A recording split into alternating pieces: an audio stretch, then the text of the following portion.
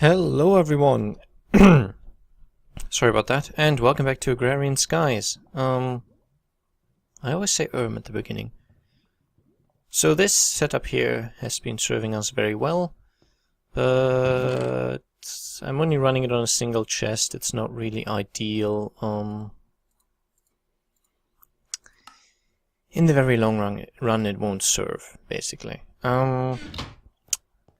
But before we actually get onto that, I want to store away these things. I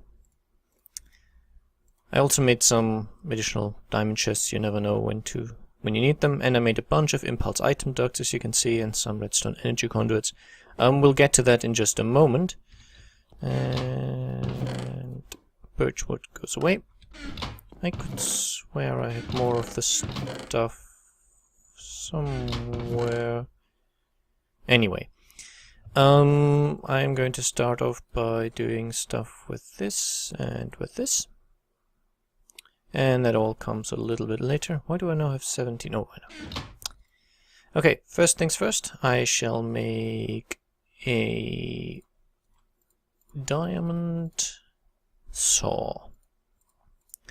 And the stone tool rod, I actually do have a use for that, for one of them anyway, so I'll go with that. And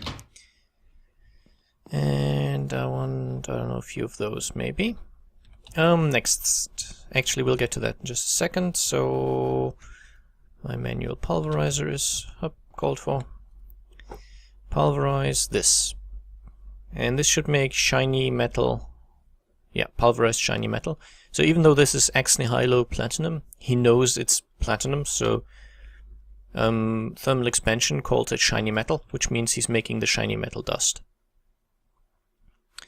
Just as I wanted him to. I also need an empty bucket, so I need about 3 more iron.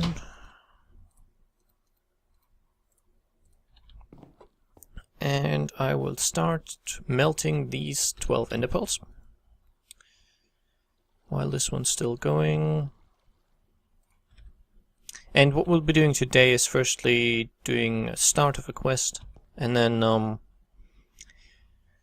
working on this setup here, replacing it essentially. Need the bucket, and I wish I had a crafting setup closer. Anyway, so what I need to do is I will put 3 tin, 3 pulverized tin, 1 pulverized shiny metal, and a bucket of resonant ender, and that gives me an Enderium blend. And I'll just go at this a few times. These, by the way, are Tinker's Construct crafting stations. They keep the items that are in them even when you leave the crafting interface, so quite handy for that. They're kind of like small storage devices, basically. Okay. That's 12 Enderium blend. And then I need redstone, sulfur, blaze powder, and pulverized coal. And remember, you get the pulverized coal from putting coal into a pulverizer. Makes sense, right? And as a byproduct, you also have a chance of getting sulfur. So I put a stack of this, I put a stack of coal into a pulverizer. And that gave me, I think, 7 sulfur, so that's enough. And that's actually twice as much Enderium, as much pyrotheum as I needed. Oh well. And now 1 pyrotheum and 2 Enderium blend, put into an induction smelter. Takes a little while. And that will give me Enderium ingots. Enderium, this stuff, which has quite a variety of uses. These are not relevant for me yet. I can make jetpacks out of them basically, but that can wait. Jetpack stuff. Can make portable tanks. The one thing that's kind of relevant at the moment is this resonant energy cell, which is the final upgrade to my energy cells. And tesseracts are also quite useful. Basically, these are used for teleporting stuff. So they work on items, fluids, and energy, and it allows me to transport items from one point to another without laying pipe all the way. I won't really be using those, but they are quite important and useful. This one needs a nether star, so let's not talk about it at the moment. Wow, expensive things. The last of the structural upgrades for barrels. These one here are also kind of important. They increase the range of Mine Factory reloaded machines. And again, we'll see what that means in a bit. Can make armor plating for jetpacks. Okay, that's about it. It's not really that relevant. I just wanted to show you that so that if I build anything with Enderium, you have now seen how it works, and I will basically now start doing stuff like that off camera. Now, the reason I made the diamond saw is because I wanted some micro blocks. And how about I make 16 of... oh, I just made 18 accidentally. Fair enough. Essentially, I just want the covers. That's about... yeah, that's as thin as it goes. Yeah, and also all this stuff I should probably... I'll start with these actually. These are just autonomous activators. And I think it's this way around, but I don't know. Okay, so it's apparently this way around. Yep, I need a lot of them, but for the moment all I can make is 8. That's fine. I am low on diamonds. Yeah. And now for that monstrosity over there. This will, at least for the immediate future, replace my auto-sieving setup over there. So I'll go through how this works. Firstly, 3 ender generators is enough to supply the system with energy. I don't require any more than that. Carrot juice. Love it. And that's because it contains 6 pulverizers. Each of these use 40 RF per tick. And each of the ender generators produces 80 RF per tick. So if I have these 3 generators running constantly, that will power 6 pulverizers running constantly. And ideally all these pulverizers will be running constantly. So this setup will work just fine. I have 2 igneous extruders. They should already have water in them, and they're set to cobblestone. 1 igneous extruder in my experience isn't quite enough to keep up with all these pulverizers, so I need 2. That's more than enough, so I will have... these won't be working 100% of the time. And these will be getting covers. I think that should prevent lighting updates from the front of them, because if you notice, once they're working, the front bit of them produces light, and that will cause light updates, which would cause lag, which I don't like. So yeah, there is that. I might do the same to these pulverizers if I notice it becoming a problem, because these sites here also change, but I don't know if that causes lighting updates. Anyway, back to business. This pulverizer here is designed for... it takes cobblestone, obviously. This item duct here carries the cobble. Takes the cobble and turns it into gravel. And the gravel will then get output into this pipe right here, that way. And this is where the first of the autonomous activators will go, like so. It's good, and I want the backside of it to be an input. Now this gravel making machine also produces sand as a byproduct, so I'm pumping that out at the bottom.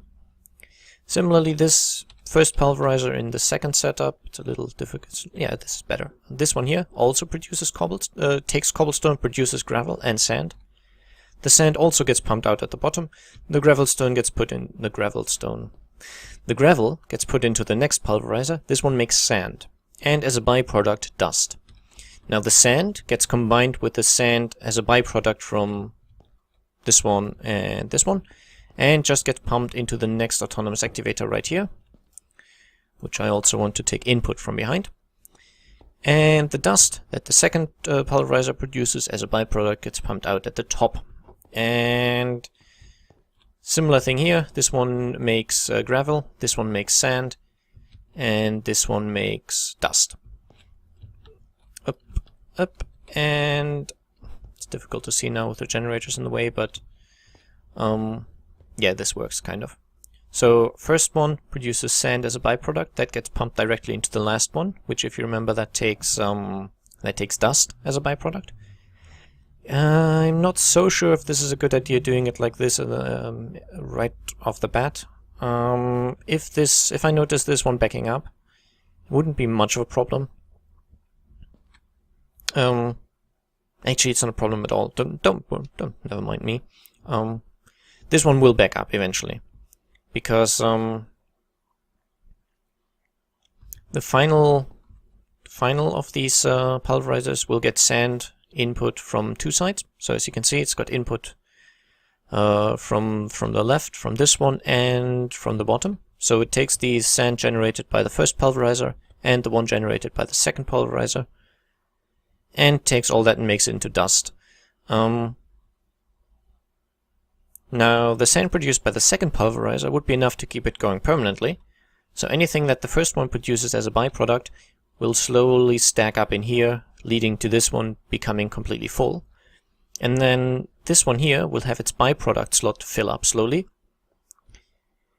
And when its byproduct slot is full, it won't work anymore, because it might get that byproduct and it couldn't put it anywhere, so it says, nope, I'm full, I'm not doing anything.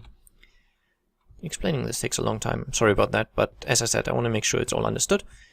But it's not actually an issue, because even if that one stops working, this one here will always be full, because the only reason that one stops working is if that one here is full. So if this one here, because the first one's no longer working, if that one doesn't get enough sand anymore, it will suck up the byproduct slot here, and the first one will start working again. So it's not an issue, it's all fine. And yeah, the dust produced as this byproduct here will also get pumped like this, and so the final autonomous activator goes like that. Now you might ask yourself, why do you have so many autonomous activators then? Well, because obviously one autonomous activator can't keep up with a pulverizer. We've seen that here. This one's completely full. Even two can't keep up. But it's all I can do at the moment. It's just all I had at the time. And the way I'll do it here, I'll start off using 3 autonomous activators per... No, actually... Yeah, 3 per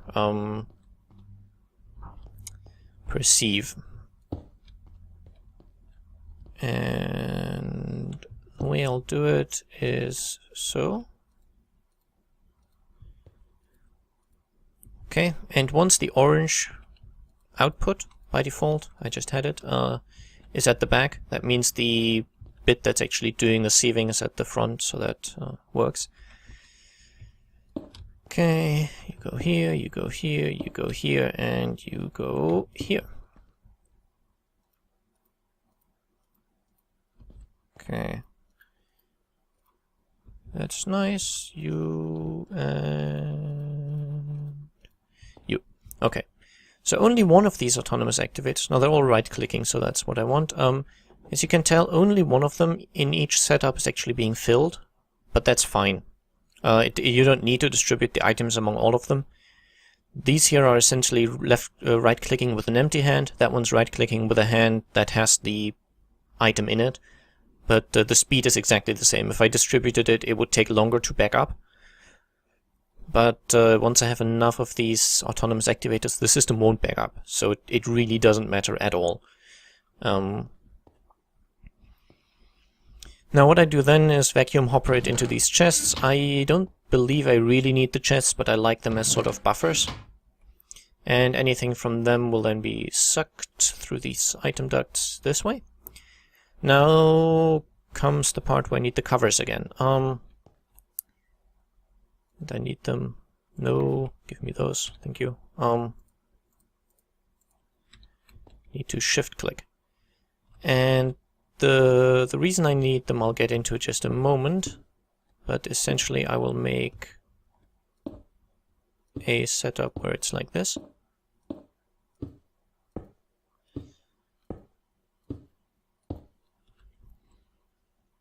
Okay, and that's because I want the whole thing to be going in a long line instead of having it all in a flat surface. So if I didn't have this, let me just remove 2 of them so you can see what I mean.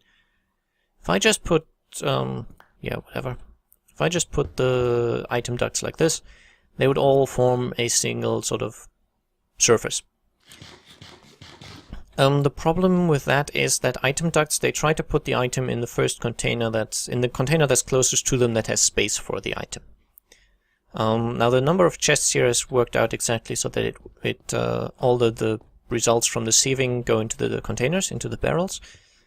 But there's also a sort of emergency chest, I guess. If anything happens that that's not supposed to happen, if anything ends up in these vacuum hoppers, that I say I'm running around here accidentally dropping a torch and the torch flies in there, for example, because these suck up items even if I'm quite close, as you've noticed before, then that stuff is all supposed to go into this backup chest, which in the ordinary course of events will be empty, but in those unusual circumstances might have stuff in it.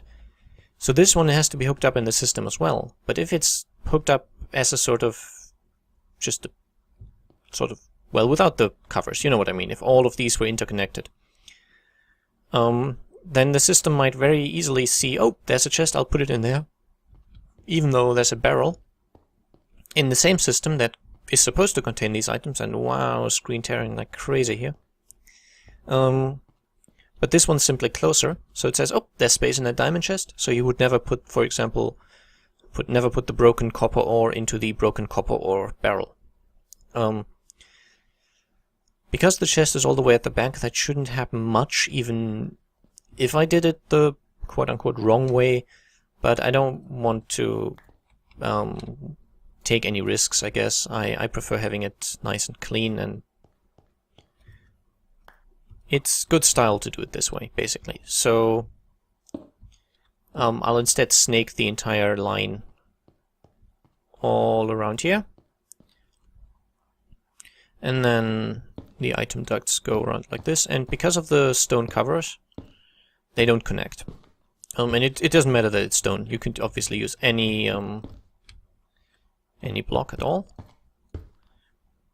And that way I just ensure that the chest is the final part of this whole snake of item ducts, which makes sure that the chest will only get items that haven't fit in any of the barrels, and that shouldn't be any items, essentially. And so, and that's, I think that's correct. And I accidentally keep clicking the item ducts into the barrels. I know I have a stack more. Nice, I was prepared. I'm sorry the explaining took so long, but as I said, I want these things to be clear, because someone actually asked how all these mods work and such, and so I want to make very sure that everything's explained properly. Okay, so once I put lava into these igneous extruders, they will start producing stuff and putting it into the pulverizers. I then need to also supply the system with power, which I need 3 stacks of ender pearls for the beginning at least. And then this whole system should be fully functional. I've supplied all the relevant item ducts with the pneumatic servos. So this one, for example, has a control set up so that it's always pulling out items. And I thought it might be fun if we did this kind of on camera, I guess. I also put down a bit of grass, and I've had a zombie spawn on this, and I don't know why. This is swampland, so it might have to do with that. But, I'm in F7 mode now. There is no spawning places here. But I've had a zombie stand right in this enclosure, and there's a gate, so he must have spawned in here. Because there's no way he could have fallen in. Except, no, he was at low health. So, he was at full health, so he can't have fallen down from above either. And I don't think even angry zombies shouldn't jump down from that far high. I don't know. But yeah, I put down a grass seed just to get some grass blocks. Kind of didn't really think about the positioning here, but it'll become important. Maybe this episode, but I suspect it'll be next episode actually. It's taking so long to explain that whole auto-sieving setup. Okay. And now when I start the system, these barrels will fill up completely at random. I will put order to them eventually. Okay, so these will now be powered for 5 hours. That should be sufficient for the most part. Okay, you guys are running, producing cobblestone, which should now be put into these pulverizers. There's a priority, so this one will probably get the cobblestone first, then one of the outer ones. Yeah, probably that one first, then that one, because that's in the order of closeness. So this one's already running, but as I said, 2 igneous extruders are more than enough to keep up. So once this one's filled, these others will start working as well. Not an issue, all perfectly fine. So the central one should already be running, right? Whenever it gets an item, it's auto-sieving it, gets put into this chest, sucks it up, goes through the chain, and we should be filling up on items already. Yes, we are. Now, whoa, ancient spores right off the bat, but they're not supposed to go in here. Ancient spores are one of the rare items, one of the rare sort of outputs, and rare outputs go towards the end. So I'm putting the ancient spores here and locking that chest. Now if I get another bit of ancient spores, those will end up further up here, because obviously as it goes by it says, oh, can't go in there, can't go in there, can't go in there, can't go in there, can't go in there, la la la la, and he'll end up here and say, oh, could go in here. So the initial bit of setting this up is going to be a little bit of an issue, but you don't have to see that, because I'm actually going to do it off camera in between the episodes now. And then I'll make it nice so that it's like, it'll be, for example, broken copper, crushed copper, pulverized copper, and then the same for tin, and the first 9 barrels should be so all the way up to here. This would be the ore stuff, so all the broken and pulverized and crushed ores, and then the miscellaneous other outputs will go somewhere here. As I said, it's going to take a little bit of work making it nice, but you can see already these pulverizers are now all working. The front ones here are working, and this one should also be working. Okay. And I think once they're all full, yeah, once this one's full, which it will be eventually, let's see in just a moment. Okay, that one's now pretty much full, and now this one should also have a constant supply, yeah. So, as you can see, everything's working just fine. It's sifting gravel, sand, and dust permanently, and all the output gets barreled as I want it to be. And I will now, as I said, go through this, make it all nice, and the next step would be to make void upgrades for all these barrels, but I will... void upgrades cost a fair amount of stuff. I'm currently very low on wood, because all these barrels took a lot of it. So basically, whenever one of those barrels reaches maybe 20 stacks, I will make a void upgrade for that barrel, which means some of them will get void upgrades way before others. And look, another bit of ancient spores right there. Okay, but I think this setup should be sufficient for the foreseeable future. And the great thing about this is, eventually I'll be switching to a completely different system for all this stuff. And then I just remove the barrels, remove all the item ducts up here, and just hook that new system up to those chests. You'll see what I mean in about 50 episodes or so. But yeah, I hope this was interesting, or at least informative. Again, see this as a sort of tutorial LP crossover. So, yeah, a little bit of boringness is sometimes to be expected. So anyway, I still hope you took something away from this, and I guess I'll see you soon. Bye bye.